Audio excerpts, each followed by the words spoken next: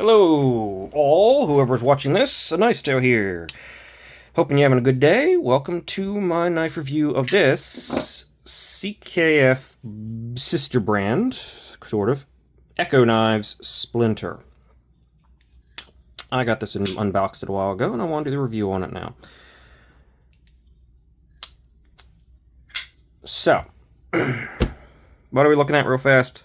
Sort of a drop point in S35 VN blade steel, G10 inset liner lock on bearings with a wire deep carry clip that is not set up for wire deep.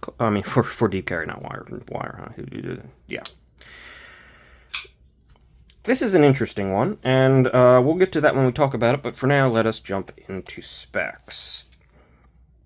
And if you'd consider liking, subscribing, and whatever else you want to do, check out some more of my videos. I'd really appreciate it. See if I can't get the channel going.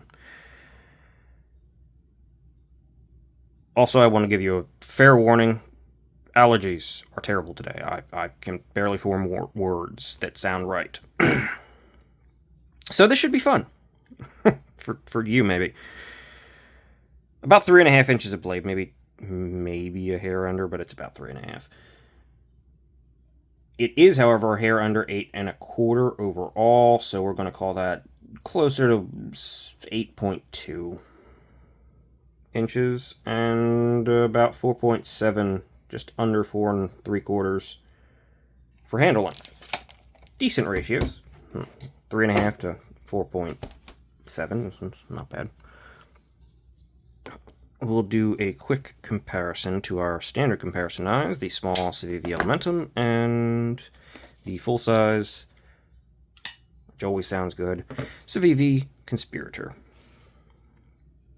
As you can see, this knife is a bit bigger than the Conspirator even.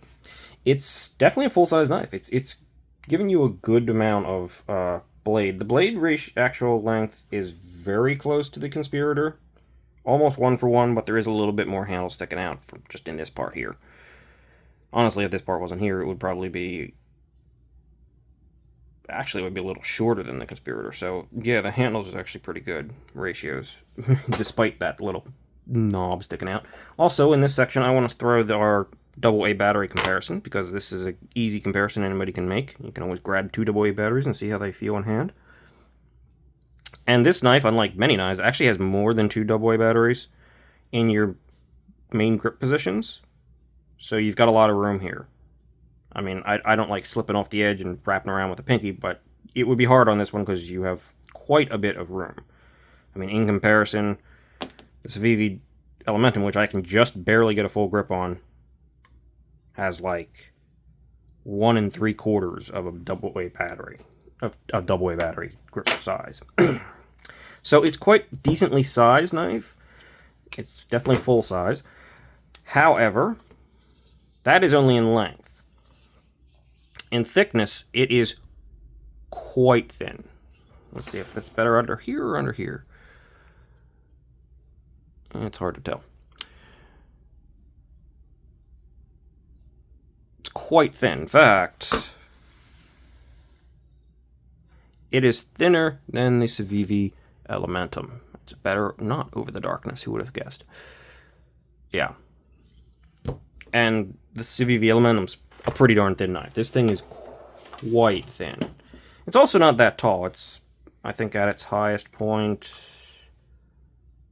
I don't think it's as tall as the Conspirator without the flipper tab.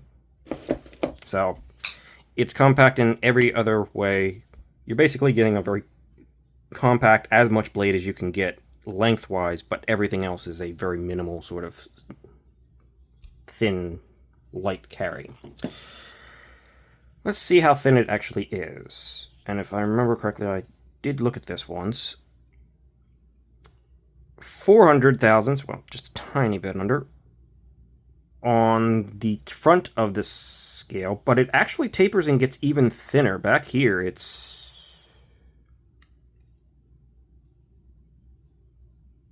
400 thousandths. How is that possible?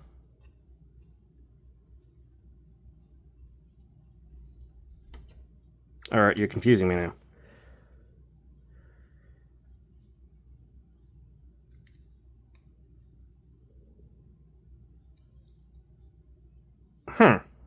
Weird. It must be this, like, faux inlay thing. It's about 400 thousandths. It seems like it actually gets thinner right in the middle, which is very peculiar. But, yeah. Even the Elementum, I think, is 420 some thousandths. 450, I think. Yeah, 450. So, very thin. Blade stock, also quite thin, at about 117 thousandths. And behind the edge,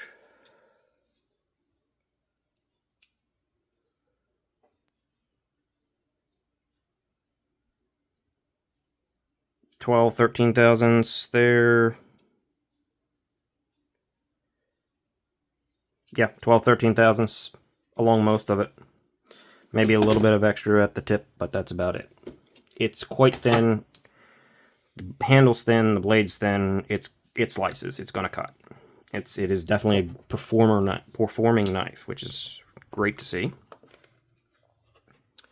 Weight 3.21 ounces. You can see that, just making sure. Yeah, you have more than an ounce an inch, so your ratios are good. It's not a heavy knife, though. I will say, in hand by itself, it feels more substantial than it even is. That might be just me personally, but whenever you pick up a knife, you get a feel for it, and like this knife, this is the Kaiser T1. It should be heavier, not by a lot, but 3.6. But just picking up in the hand, the immediate feel is almost that this is actually lighter. Like, it's got a substance to it. It's got a presence there, even though it is very light. Final spec is hardware. T8 pivot, T6 on the two body screws, and the pocket clip screw. And the pocket clip screw is not reversible, so you don't really have to mess with that. Yeah, I'd prefer to see T8s all around. Always would, but that doesn't seem to be something anybody's listening to anybody about, so as far as these manufacturing companies are going, so yeah, we'll have to live with it. That will finish our specs. Yes, it will. Let's jump into the actual details on the blade, on the knife, starting with the blade, I guess. You got a swedge, drop point, as I said. You have this pretty reflective stonewash. It is a little bit fingerprinty for a stonewash. You can kind of see it. Yeah, you can kind of see it right there. But it's not too bad. And it's a pretty attractive stonewash, in my opinion. It's got a good look to it. It's got a lot of, like, picks up the light with a lot of reflection. Decent stonewash. There is no branding on this thing, which is extremely nice to see, other than the S35VN, which I'm fine with, being small and everything. CKF keeping their branding off the blade, which is my preference. I'd like seeing this nice, sterile, clean blade. I think it makes it look better than when you're looking at all of that on a blade. That doesn't need to be there.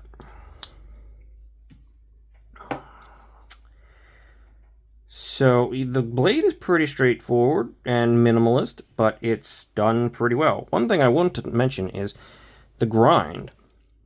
If you actually look at the grind on this thing, it gets thinner, taller, and then thins back out a bit. And while it thins out a little bit more on this side, it does the same thing from side to side. It is thinner, taller, thinner again. So I'm not sure if I can call that an issue with the grind, as it's almost perfectly mirroring itself, which, I mean, yeah, any knife, any grind, depending on how it's ground, consistency is not always king here, right? Even no matter how expensive a knife, other than the really big time stuff, you can look at it and you'll find probably hiccups in the grind or slight variance in thickness at different points that, once resharpened, can make the grind seem a little bit not even in some areas. But it's just something I noticed. It is obviously noticeable that it's not the same throughout, but it is mirrored, so I don't think they've necessarily done anything wrong. Just an observation. Plunge grind. Another observation is the plunge grinding on this one is hard to tell. It looks like it ends, like the majority of the plunge grind ends here, but there's still a little bit of a shadow that you can kind of see that does go the rest of the way, so it looks like the most of the drop down is actually away from the edge, but you might get a tiny bit of thickness increase from there to there, which, I mean, would technically still cause a smile, but I do think you have some life. You probably have at least up until there, several sharpenings, before you start getting issues. And while the stop pin is unfortunately behind the edge, it is not actually as bad as it looks. It lands and sits right here, where the blade is at full stock thickness, right in front of where the plunge grind starts, basically, or right on where the plunge grind starts. So as long as you don't grind yourself all the way back to the full stock thickness, which I wouldn't do, and start sort of in the middle of the plunge grind or right here to increase your choyo a little bit, just increase it a little tiny bit. You're going to be losing a tiny bit of edge, but you can definitely stay within this parameter and not worry about hitting the stop pin. So it looks like it's bad. It's not where I want to see it, but I don't think it's going to be a problem for this knife, which is a good thing. So we have sharpening options. The last thing on the blade that I have to address, however, is this front flipper. And this is not good. This is not a good front flipper. Which is a shame, considering this is only a front flipper. Which is a big barrier to entry to some in general, but yeah. The jimping is too widely spaced. It's very knocked down. It's barely just a little grating kind of thing, barely. There's really no traction you're getting off this. You can feel it, but it's not providing grab. And it doesn't wrap around and go all the way up. So, yeah, this is like the worst way to do a front flipper. All of the worst, basically. Wide jimping, smooth, and not high enough. Now, it works. I tend to use the side of my finger here, stick it right here. Basically, you use the points, because it does have a point here. They're not sharp or anything, but you use them as a guide. You sort of rest as low as you can on them and push into the blade from there. You can do it with your, pushing directly into it. But again, you have to go low. The points are your guide here. If you go up here where you want to do a front flipper, or a lot of front flippers, you're just going to slip off. You're just going to mess up your finger. It's just uncomfortable. It's not going to work. You have to drift a little bit lower and push into it from there. So the points of the handle can sort of be used as a guide, because you see how low I am down on this thing? That's where I need to push into it.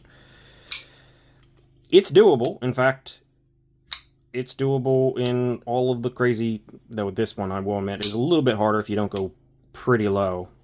If you want to go up high, you just sort of slip off. Basically, you're going to need to know how to use a front flipper and get used to this one.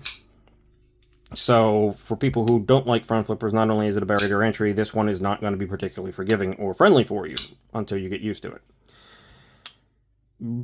Definitely not executed the way I would hope. I would hope for the wire EDM jimping, tighter pack jimping, wraps around, and honestly, all of this can go away.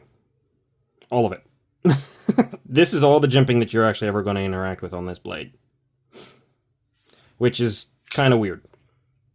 But the way they did the handle, with the handle rising up and sitting above the jimping, you're not interacting with it there. You're interacting with the jimping on the back of the handle. Up here, you're still kind of on the handle, mostly. You're using your anchor point as the raised lip. And when you go out here to get out of the way of this thing, you're almost completely off the jimping entirely. So there's very little to zero reason for any of all of this to even be there. They could have gotten away with just 2 jimps. Or ideally there'd be like 4 or 5 jimps, but tighter packed. Right up there. Not a great front flipper execution, but it works, so, I mean, I can only lambast it so much, right? That pretty much does it for the blade, other than the S35VN, which is a very nice little tiny font. Not quite as microscopic as Vivi's, but pretty darn good. So clean, decent blade. Wish they did the front flipper differently. Moving on to the handle, you've got bearings, first of all. And I will say this is one area where it does excel.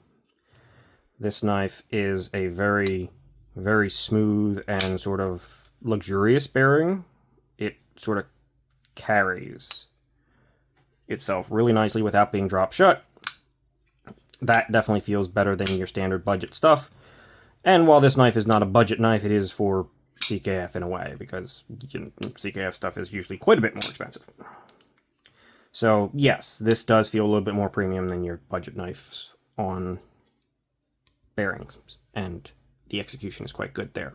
It is also centered. Is it still centered? Might be a little bit. Oh, yeah, okay. Yeah, there we go. I've been using it and flipping it, so of course it loosened up a little bit, and as you can see, still a nice light shake shot. Centered, no play, we're good. Tight in there. One other thing that I want to mention is this, how the actual handle widens out right here.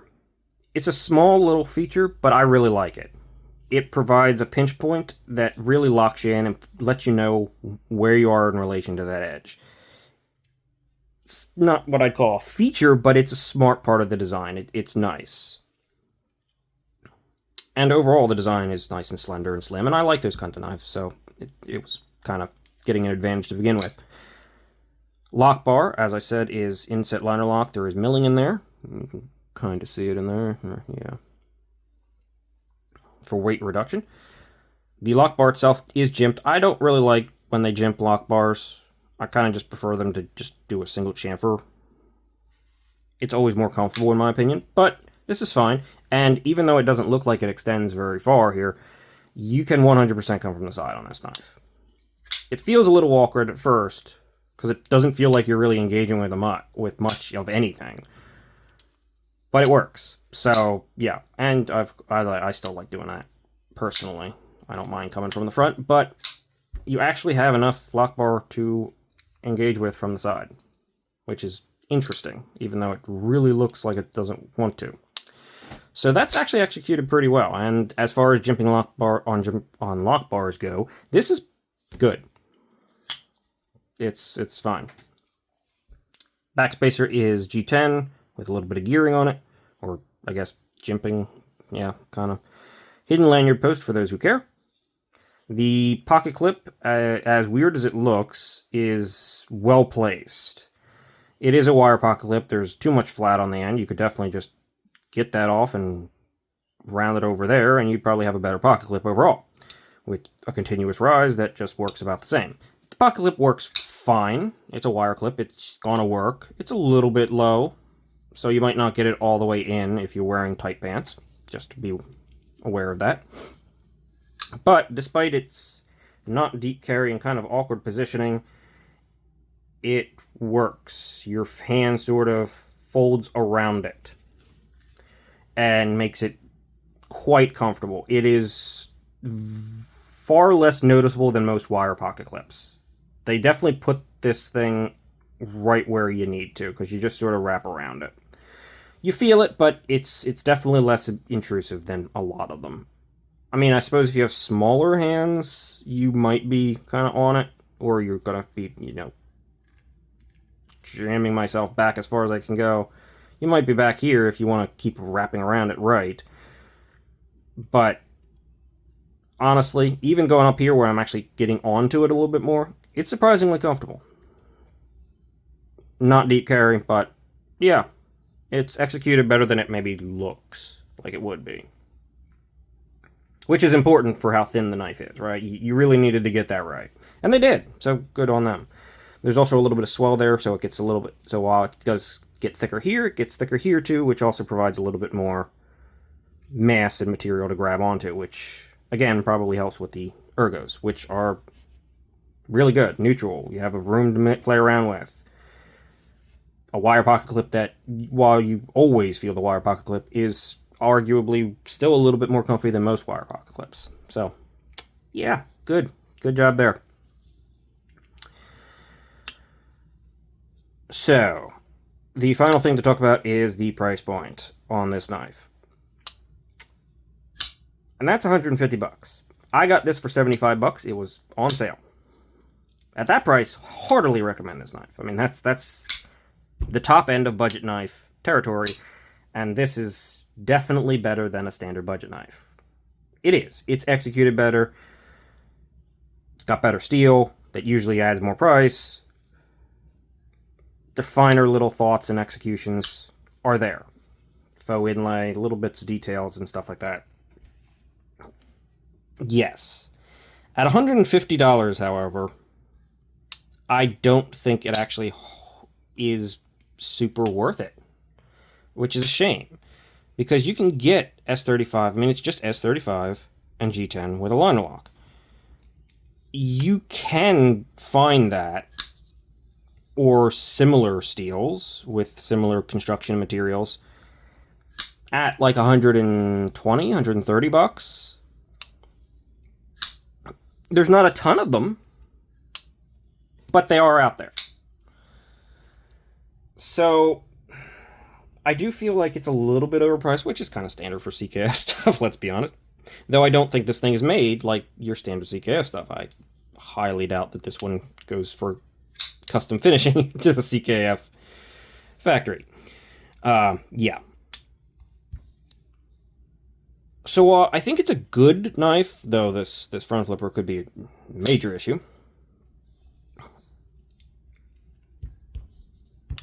And while I do like it quite a bit, I don't know if it feels quite justified for its pricing.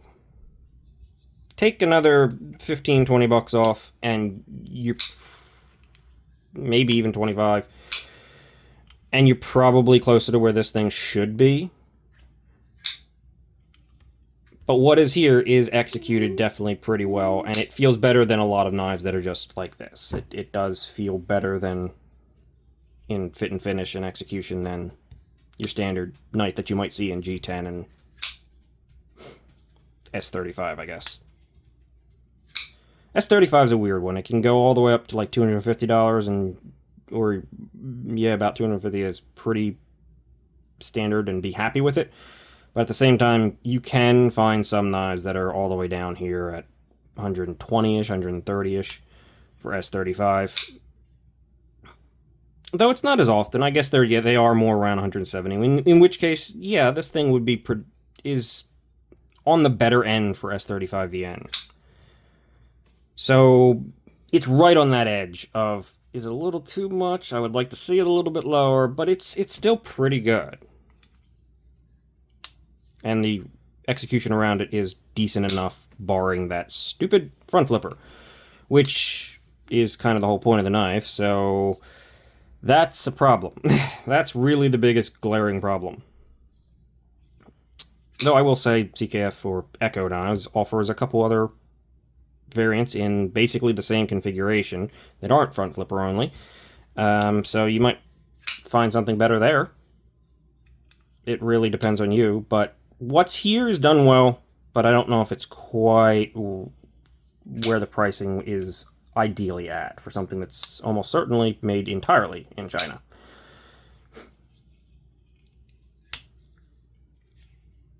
Oh, and one thing I want to mention also is the only area where this thing does fail a little bit is these internal edges on the G10 are hard edges. They're sharp. They're not chamfered at all. The outside ones are actually very nicely chamfered. If, like, for example, Spyderco were to chamfer their edges like this, with this heavy chamfer around it to stop it from being such a hard transition, yes, this is more comfortable. It just is. It's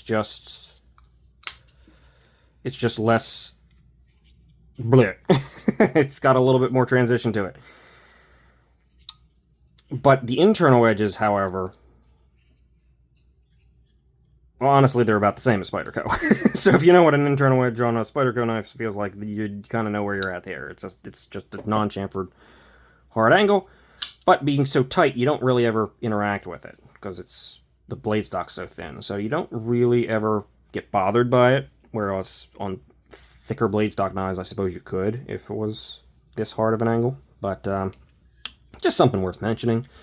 I've been here a long time, I've talked about a number of things, and I've taken way too long doing so. So, let us end here the review for the CKF Echo Splinter. I can say it is semi-recommendable, but not, oh my god, this is something that you definitely need to check out for the price. It's good, but they need to improve that front flipper, and maybe take $15 off the price. Then it would be great. That's when you get into great territories. But until then, that's everything. So thank you for watching, everybody.